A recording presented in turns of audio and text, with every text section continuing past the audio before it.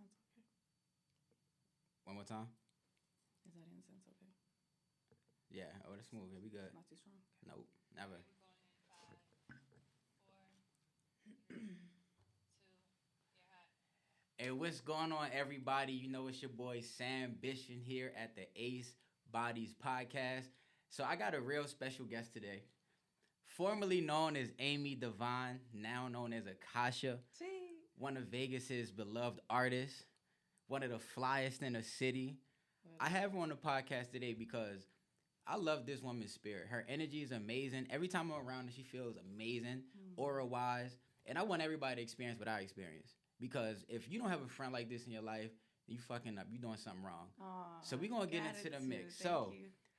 first, I want to ask you the very first question because I think a name of somebody is super important. Your name sets the tone. At birth, you get your name, and it kind of Yeah. it delegates who you become, or it plays a part in who you become in your life. True.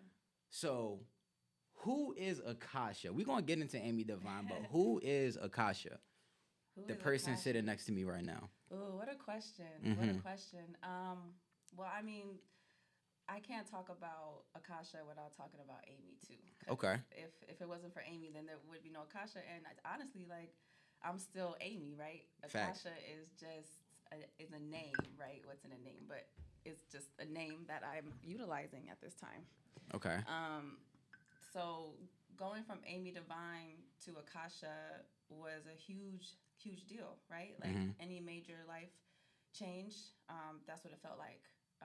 But for me, moving into the Akasha energy wasn't about like vanity, right? It wasn't about like, oh, I'm about to change my name to this cool, sexy name kind of thing. It was more so of a promise to my ancestors that I was going to accomplish the mission that I'm here to do. And it also felt like Amy Devine growing up into Akasha.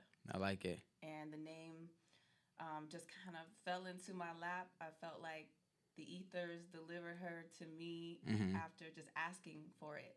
Okay.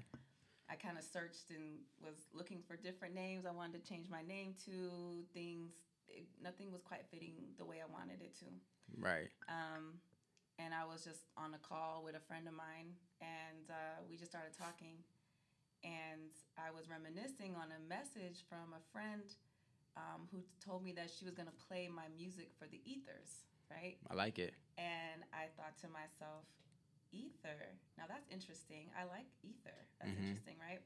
So then I kind of do a little research on ether, and I learned that Akasha is Sanskrit for ether. Ether being the fifth element of space. Like dark matter in a sense. Yes. Okay. Yes, Okay. absolutely. So with ether, Akasha, it aligns so well for me because through my music, I intentionally create space within my sound for those who to heal. So Akasha, aka She Heals Aligns in a Sense, is an acronym for my name, aka She Heals Aligns in a Sense. And when I say that She Heals Aligns in a Sense, I'm not saying that I heal you, ascend you, align you. I do that for myself. Okay. And because I do it for myself, just as an artist, and any artist that is doing the work within their artistry is assisting the collective on a vibrational level, go up. Because if we're pushing ourselves, being our best self, doing our art, healing ourselves, then in turn we're healing others within that work because Facts. we're doing it for us. Facts. So it's a direct, reflection of that. So Akasha, who is she? She is one who heals and aligns in a sense. And I love that. I do it through my sound. So, and if you listen to my sound, then I pray that it assists you to do your thing as well and to heal and align and ascend yourself. That's real. So we can just be out here flying around together doing the things. So like, I love how sure you sound of this. And like, I feel like in your sureness, it gives other people the confidence to live this way as well. So what advice would you give to somebody who is transitioning from their own version of Amy to Akasha? Like, not everyone has the consciousness to tap into that yet. So how do you give somebody the grace within themselves to be able to find their spiritual path and to be able to begin this growth process? Is there a process you have with that, or like friends that you know that may need that help, and you've identified a way to be able to walk them or coach them through that? That's a great question. It's one of those things that we don't have to like overcomplicate, right? It's what I've learned in this process is if you trust God, Yeah, you trust yourself. If you trust yourself, you trust God, right? there we go. So if there's anything in your spirit, in your soul that's like calling you into a certain energy, whether it's a name, an art form, a location that you may want to move to, any kind of leap of faith that you feel like you want to take it, because your soul is calling you to this place, whatever it may be, for a reason that's going to elevate you in some kind of way, help you evolve in some kind of way. And fear, right? Yeah. The thing about fear that I love is it reminds you that you're doing the right thing. So if you're not scared, if you're not fearful, if you're just so comfortable and complacent, then you're probably not pushing yourself as hard as you could and taking the chances that you could be taking in order to be your best self, to align with your higher self, right? Yeah. Because you are that one. You are that one. And you can be the one to remind yourself that you are that one. So trust yourself. Trust yourself. And it's hard to trust. It's hard to trust other people. It's hard to trust yourself. But if you trust God, and that means you're following the path of God, which ultimately means you're following your path. So follow your path, trust it, and know like if you make mistakes, it's normal. Learn, move on, reinvent, reinvest, re-up, and go, right? Re-up. I like it. Re-up. I feel that too. So like even with my personal growth, I realize that like whenever I make a decision, I legitimately feel the tension somewhere in my body. Like if I'm scared of something, or if I'm fearful, or Yes. if I'm in love with someone, or I'm in a space of like anxiety, Yes. they all hold different places in my body. Yes. And I realize when I tap into that feeling and I release it, I allow myself to like recognize it, understand what it is, and I let that feeling go. I realize there's information behind that feeling. And that information allows me to make that next decision. And that was something I recently learned or got really good at over the past like 3-4 years. I knew that it was something there, and I knew that I was meant to tap into it, but I didn't know how to recognize it. But once I started looking for information behind the feelings and releasing it, boom, a lot of shit took off for me. That's So, interesting. you feel me? Information. Everything's gathering. information. Everything is data, right? Everything is data. Even within our self, we collect data, information from people that we interact with. I had a conversation with a friend of mine not too long ago, and he was sharing with me that every time we have a conversation with someone, every time we share something and someone shares something with us, we're taking in their information. Yes. And then we're starting to remember certain things about them, or certain quirks about them, and we start to remember things. And it was interesting when he was saying that. I was like, wow, I didn't even think of it in that way of like gathering information on someone, taking that in and making the choice to keep that information within your mind, because there's there's so much going on in here. So everything that we choose to remember, we keep it stored. So that's interesting information. Yeah. So that makes me want to just jump to this next part. So like your album Prisms. So like my understanding of prisms is when you look deeper into the crystals of a prism, the same shape is created over and over and over and over. If you look at a leaf under a microscope, it looks like the same leaf over and over and over and over. Yes. So when I listened to Prisms, and I seen that like you were in a space of discovery for yourself. It felt like spoken word to me. And I feel like the deeper you go into yourself, as far as like, let's say you go into like the nightlife, you go to a party. How do you manage keeping that depth of yourself? You walk in as that prism.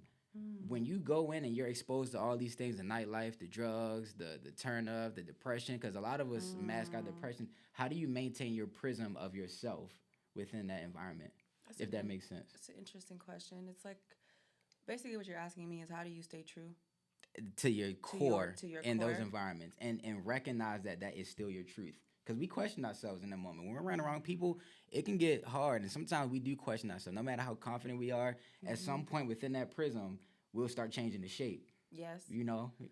I So how do mean, you stick with that?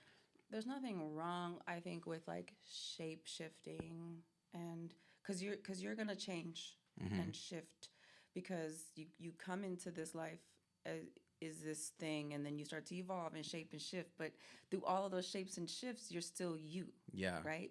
Because you're shaping and shifting closer to who you truly are. Because we spend our whole life trying to remember, right? So I think when you enter these spaces, it's keeping in mind your values, your goals, who you are within that space, and what grounds you. So if you start to feel yourself start to float, because we are human and we're having a human experience, so temptation and things like this are gonna come, right? The devil's trying to distract us and push us off of our path at any means necessary, which is also a great sign that you're on the right path. If Facts. a lot of distractions are being sent your way, because the devil's like, look this way, look that way, because you're here to heal. And it's like, if you start to get too close to that, you get distracted. So remember that too when you're in those spaces, like, ooh, okay, there's drugs, there's sex, there's this, there's that. Now, choices, right? Choices. Just make the right ones for yourself. And I think just keeping in mind where you're going, and not necessarily what the goal is, but the presence of the moment, of remaining in that moment, and being sure of yourself, I think is important. So being mindful, not being careful so much, but being mindful. I like it. So speaking of choices, like, why music? Like, what other lanes have you ever pursued? Any other lanes outside of music? And like, why didn't that work for you, or why didn't that stick? Like, what made you stick with music?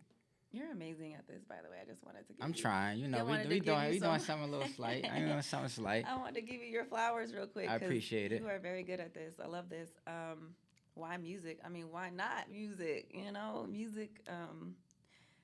To be honest and to be vulnerable, music is everything to me. To be able to express myself through frequency and sound and vibration is such a gift.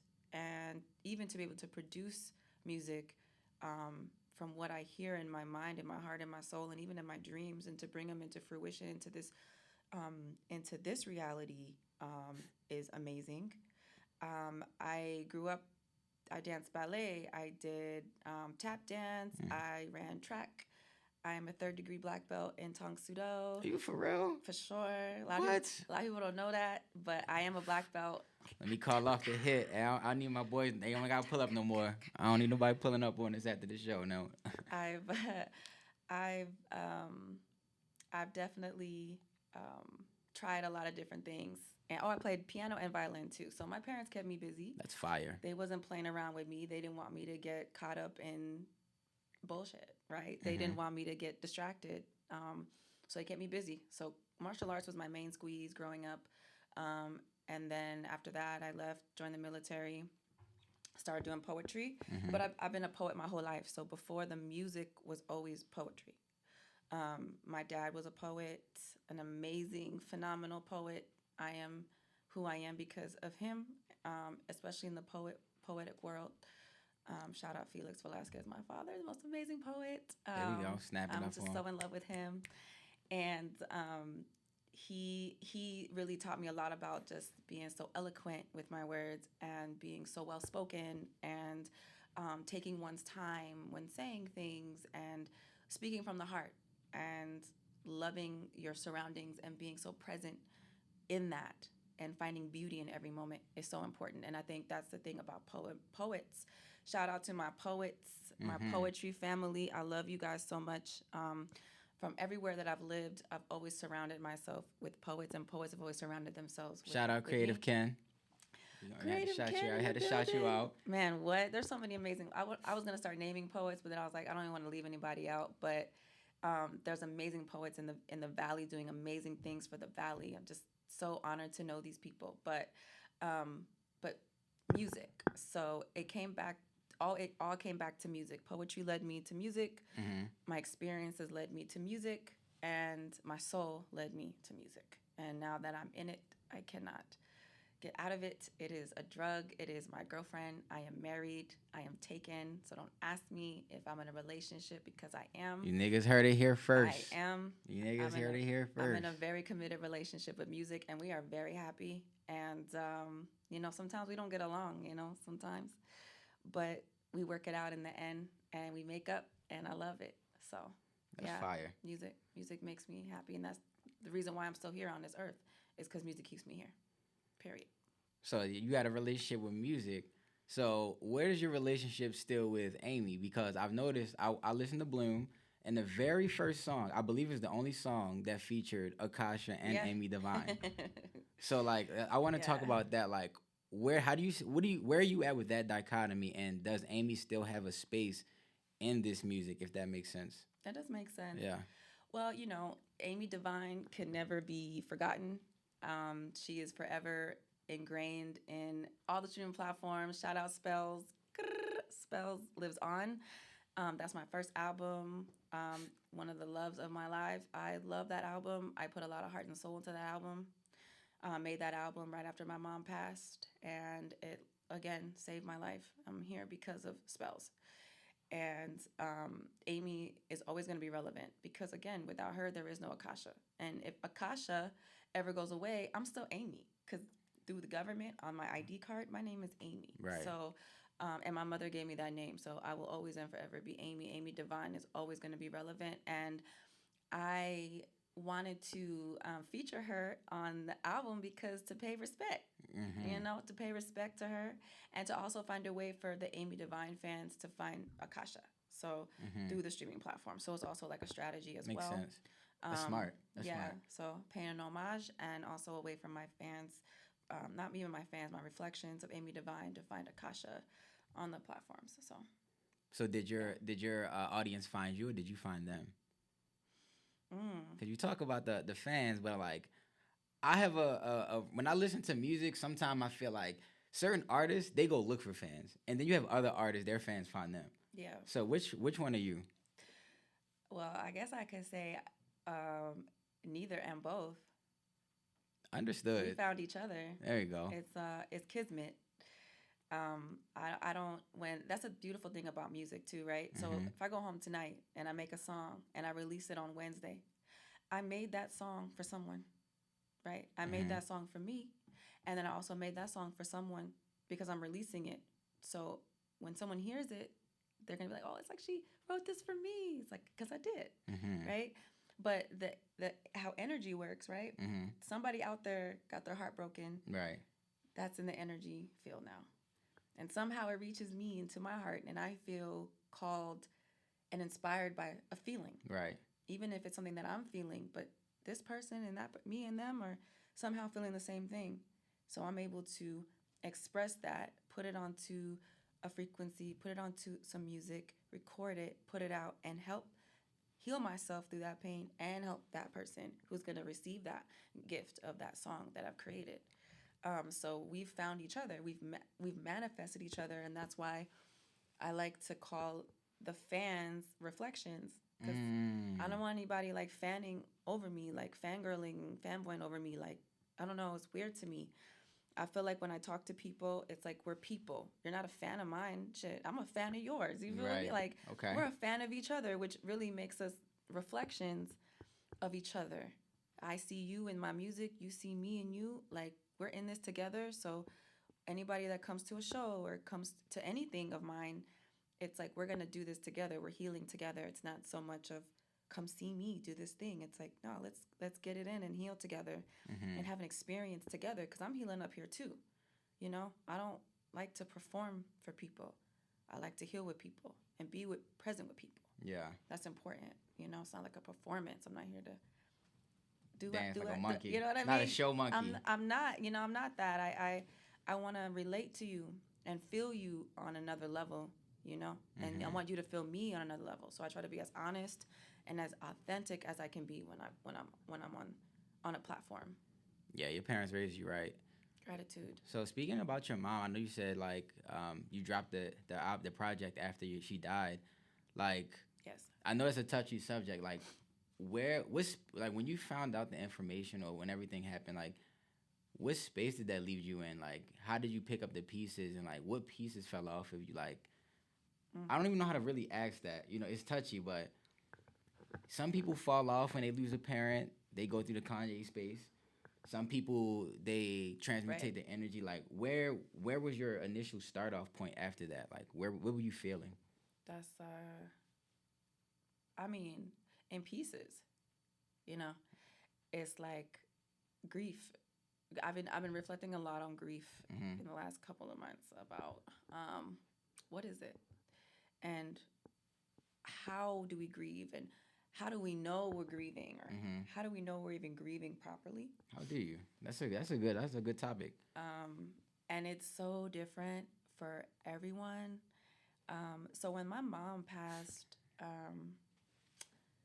because my dad passed first. My dad passed in 2016, then my mom passed in 2020.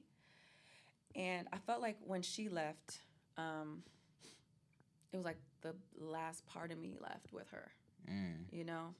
And it's funny because recently I had an epiphany where I realized that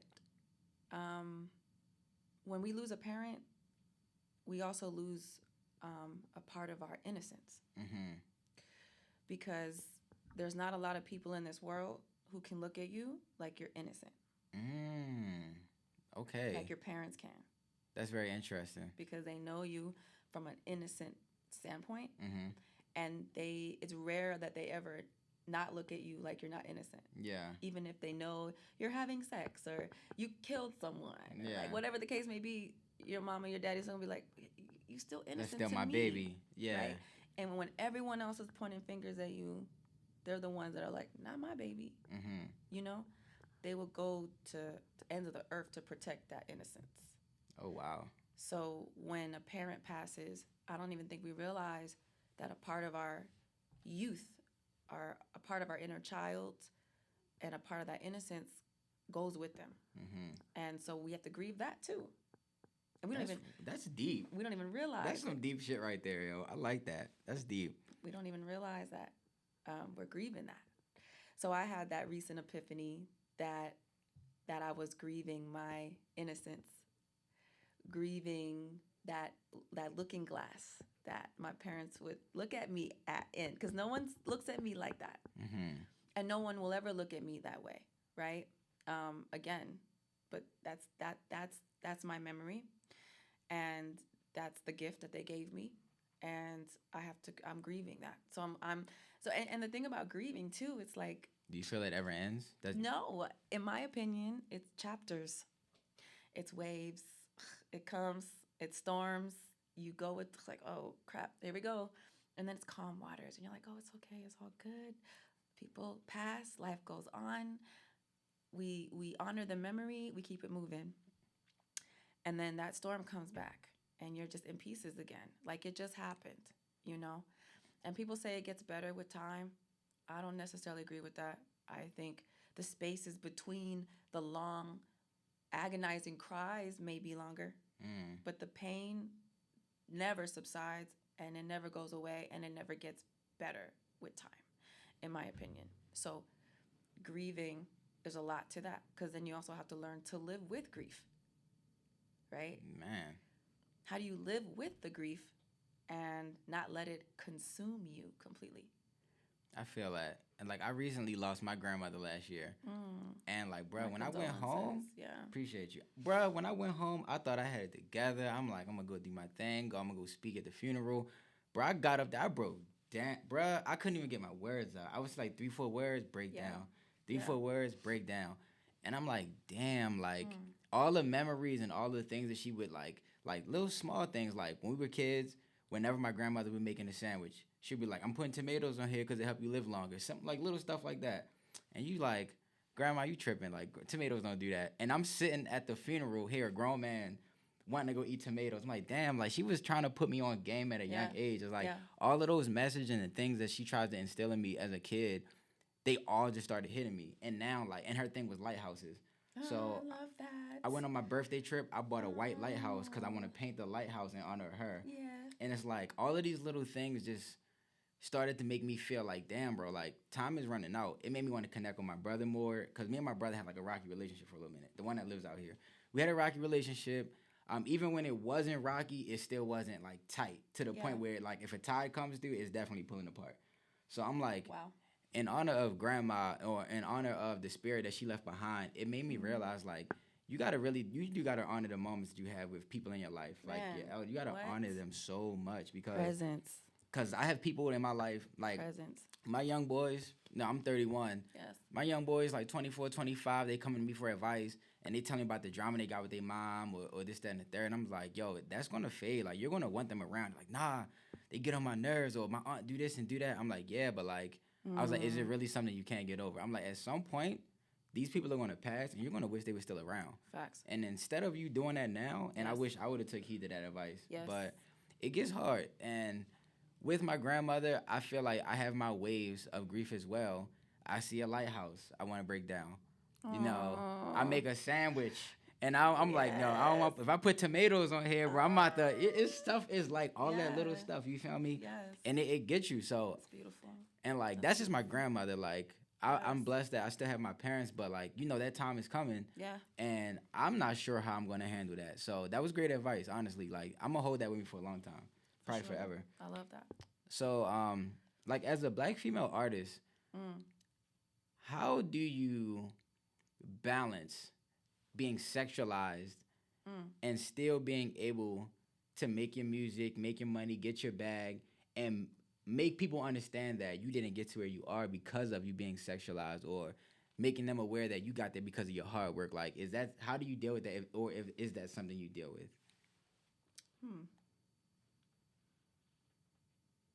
I don't know. I'm not sure if I feel like I'm sexualized.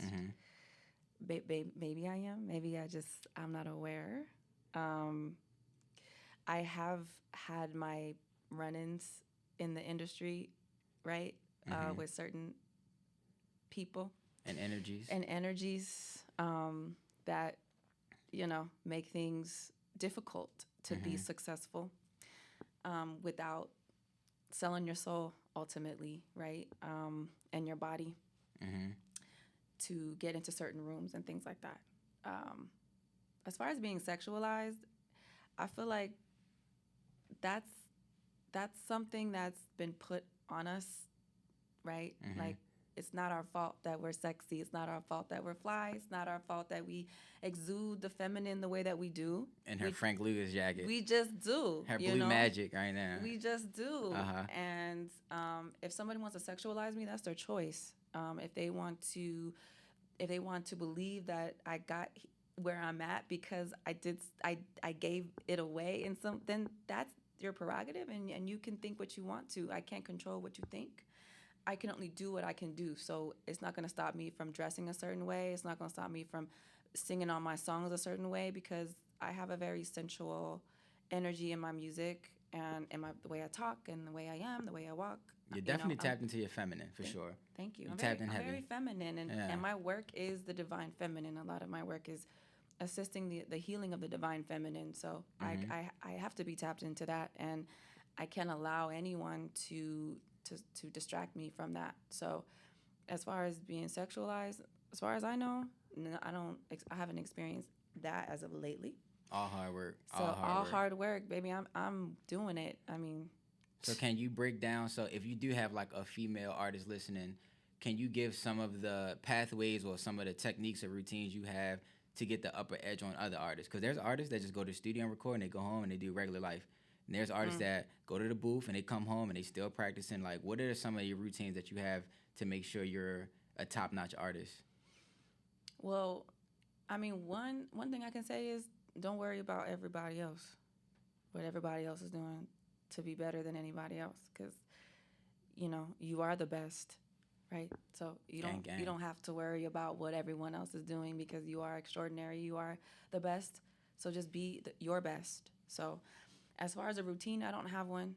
I roll on how I'm feeling. So if I'm working on something, then I'm working on something. I think the biggest thing is focus.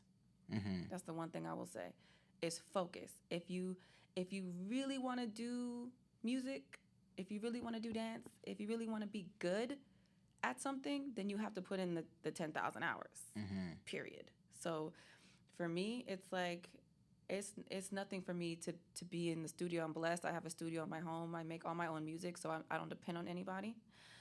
So it's like, that's a major key right there. I could be literally, I'll fall asleep in front of my computer working, and it's like on a loop. And I wake up and I'm like, oh, great. And I keep working. Like, that's what my weekends mostly look like these days. I don't really be outside like that. I want to be, but I'm so committed and focused. And the more you do it, the thing, whatever your thing is creatively, the better you become, the better you evolve, the more amazing you become at it. And it's like, don't give up. If you, I remember I started making beats like 3 or 4 years ago. Really? Yeah.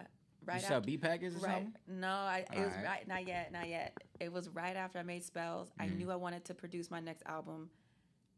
So I started making beats. I made like 3 or 4 beats, and I was like, man, this is terrible. Nope, done. Didn't touch beat making, producing for another like year or 2 years after.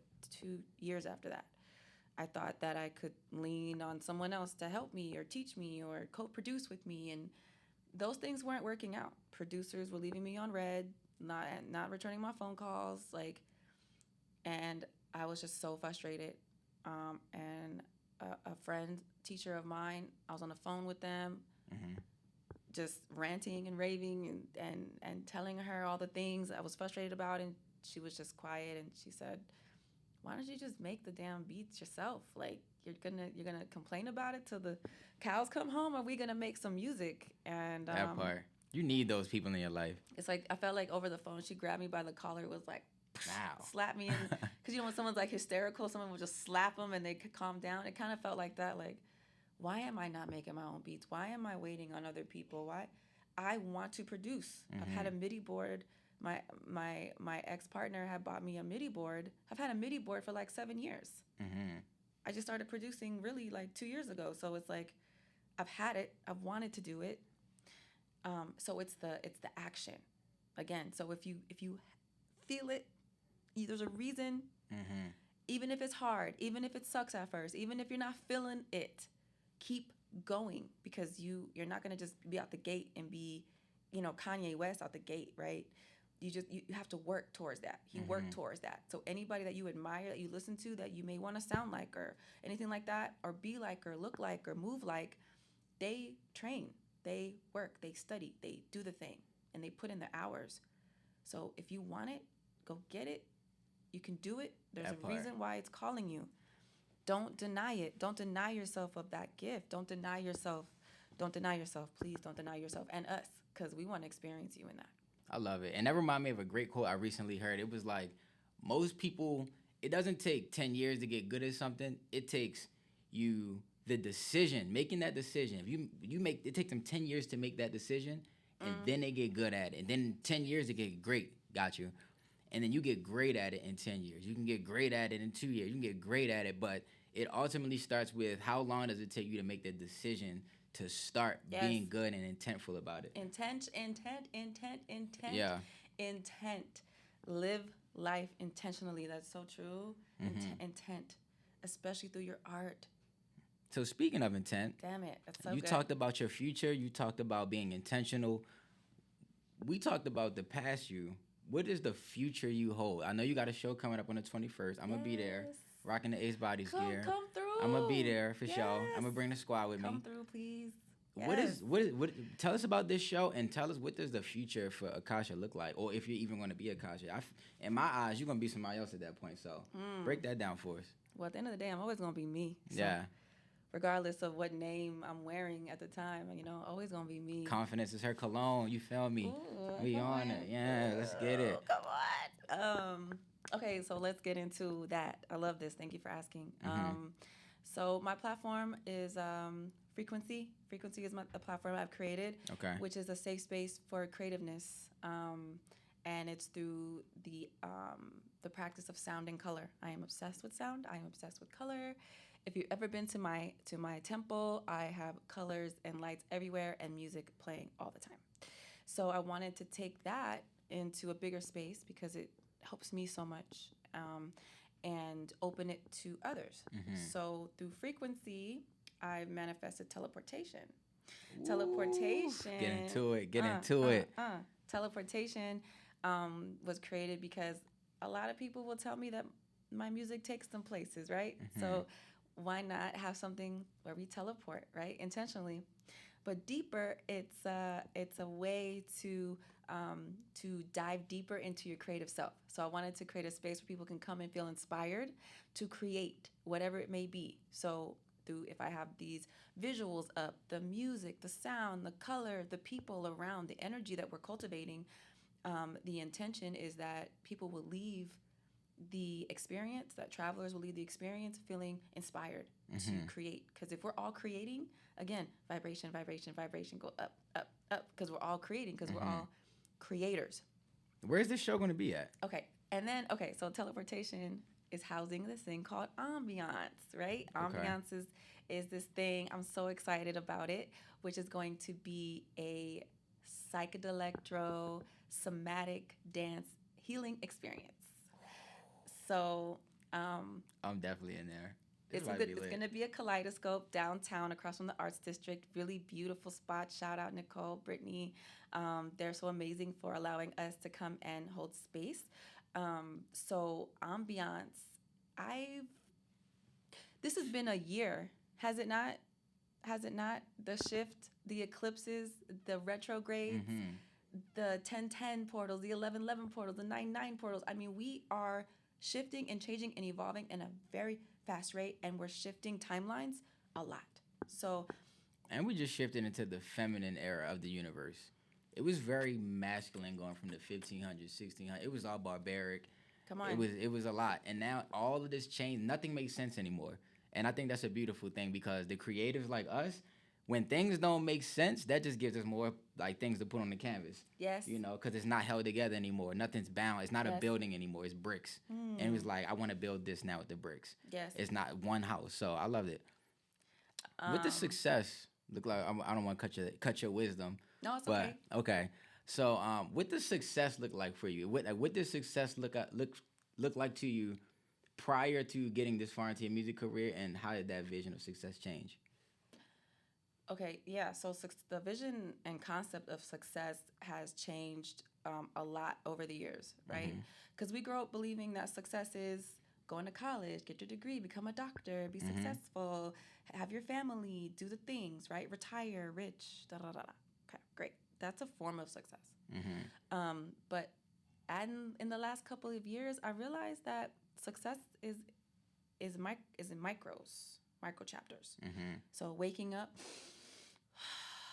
that is success. I woke up and I took a breath. I am successful, right? I completed my to-do list today. I am successful. I smiled today. I laughed today. I called my mom today. I had a great conversation. I applied for a new job today. I am successful today. In this moment, this present moment, I'm successful. I'm sitting next to you. I'm healthy. You look good. I look good. We smell good. We got crystals on. We're in this environment. The everything, the air. Listen, we got the patchouli. The ether. We are successful. So it's like, it depends on how you look at success. So you can look at it in a big scope of like this thing you want to attain and reach, or you can understand that I am successful in my own right. And just being who I am is successful. So to be is success. To be is success. Period. So before I come into the closing statements of this, is there one quote that you want to leave with the people before we hop off?